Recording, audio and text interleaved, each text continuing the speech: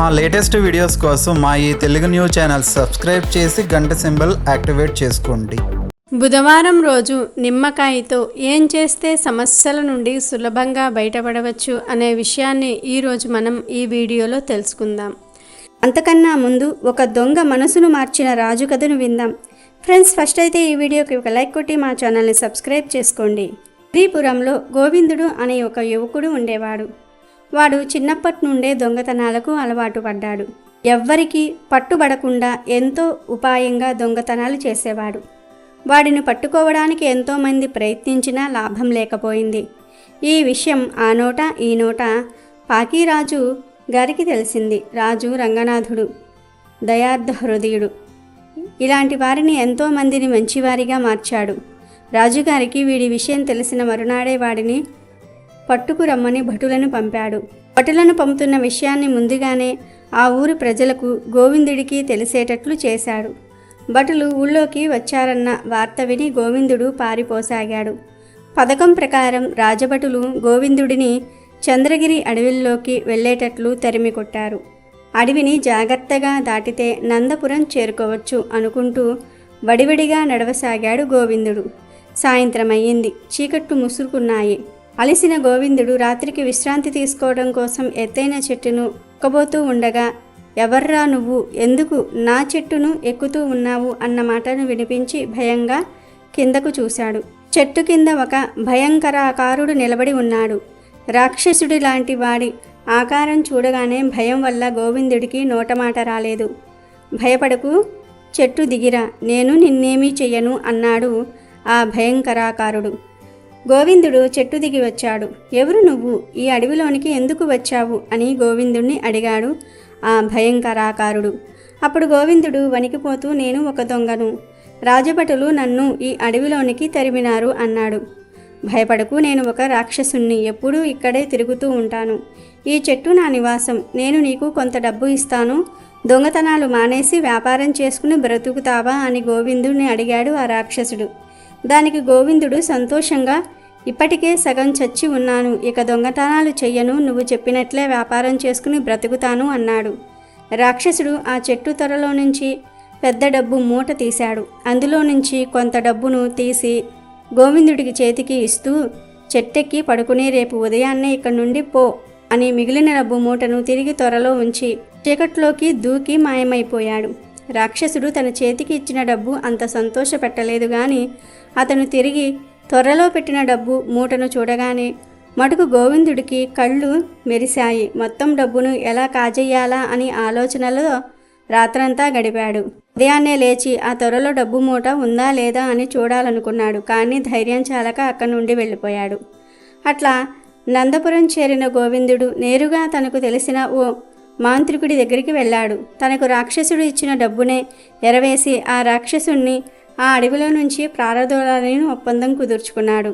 ఆ మాంత్రికుడిని తను అంతకు ముందు పట్టుకున్న చెట్టు వద్దకు తీసుకువచ్చాడు.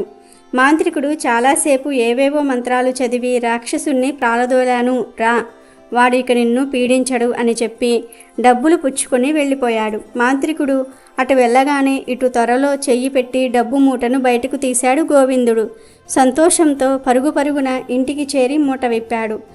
ఆ మూటలో నుండి తేళ్లు, ఎండ్రకాయలు బయటపడి ఇల్లంతా పాకటం మొదలుపెట్టాయి. భయంతో అరుస్తూ ఇంటి బయటకు పరిగెత్తిన గోవిందుణ్ణి వాకిట్లోనే నిలబడి ఉన్న భటులు బంధించి రాజుగారి దగ్గరకు తీసుకువెళ్లారు.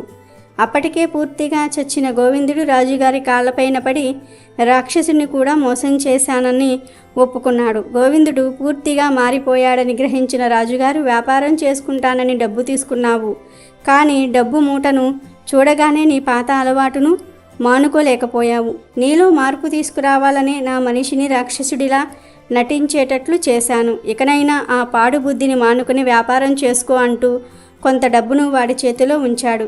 సిగ్గుతోటి కృతజ్ఞతతోటి తలదించుకున్నాడు గోవిందుడు. అటుపైన ఉన్న ఊళ్ళోనే అంగడి పెట్టుకొని మంచి పేరు సంపాదించుకున్నాడు అతను.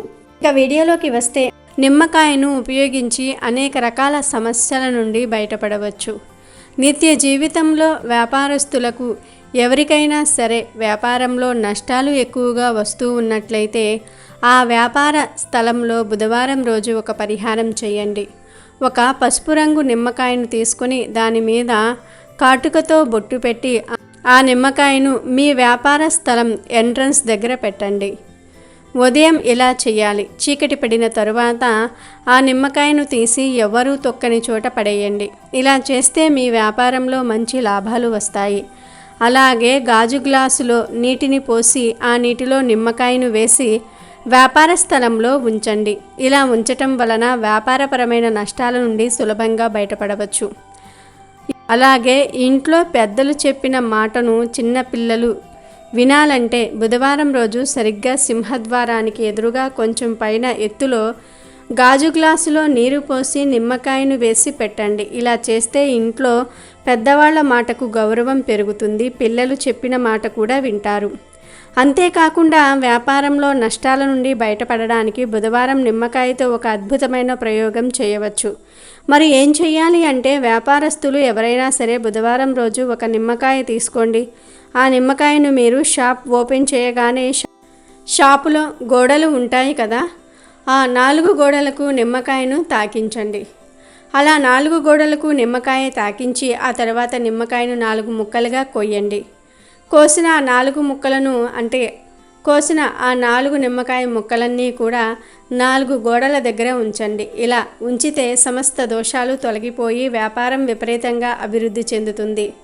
వ్యాపారం మూసేసే సమయంలో అంటే సాయంత్రం ఈ నిమ్మకాయ ముక్కలను తీసి ఎవ్వరం తొక్కని ప్రదేశంలో పడవేయండి. మంచి లాభాలను చూస్తారు. అలాగే ఇంట్లో తీవ్రమైన ఆర్థిక సమస్యలు ఉన్నవారు బుధవారం రోజు ఒక పచ్చటి నిమ్మకాయను తీసుకుని దానికి బొటనవేలుతో పసుపు రాసి అంటే పసుపును బొట్టులాగా పెట్టి ఆ నిమ్మకాయను పూజ గదిలో ఉంచి ధూపదీప నైవేద్యాలు దీపాలు చూపించి ఆ తర్వాత అదే నిమ్మకాయను తెచ్చి ఇంట్లో హాల్లో పెడితే అతి త్వరలోనే మీ ఆర్థిక సమస్యలు తీరిపోతాయి. ఏమీ లేదు, బొటనవేలుని పసుపులో ఉంచి మీ బొటనవేలును పసుపులో ముంచి ఆ బొటనవేలును నిమ్మకాయకు తాకించి పసుపు బొట్టు పెట్టి ఆ నిమ్మకాయను పూజా మందిరంలో ఇష్టదైవం ముందు ఉంచి ధూపదీప నైవేద్యాలు సమర్పించండి. ఆ తర్వాత ఈ నిమ్మకాయను తీసి హాల్లో అందరికీ కనిపించే విధంగా పెట్టండి. ఇలా చేయటం వలన చాలా తొందరగా ఆర్థిక సమస్యల నుండి బయటపడతారు.